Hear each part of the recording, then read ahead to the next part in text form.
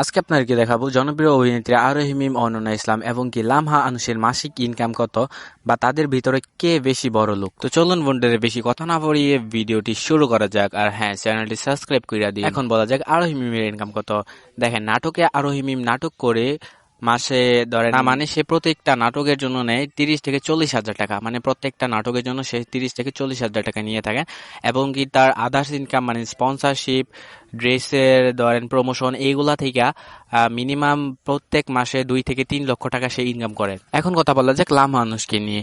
লামহা আনুশ প্রত্যেকটা নাটকের জন্য নেয় 10 থেকে 20 হাজার টাকা, মানে 20 হাজার টাকাই বেশি নেয়। এবং কি তার ড্রেসের প্রমোশন বা আদার্স ইনকাম এইগুলা মিলাইয়া, সব ইনকাম মিলায় তার 70 থেকে 80 হাজার টাকা প্রত্যেক মাসে ইনকাম করেন তিনি। এখন কথা বলা যাক অনন্যা ইসলামকে নিয়ে।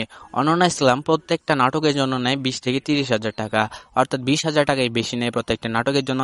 এবং কি তার আদার্স ইনকাম বা ড্রেস প্রমোশন থেকে ওইগুলা থেকে ইনকাম আসে ধরেন 60 থেকে 70 হাজার টাকার মতো।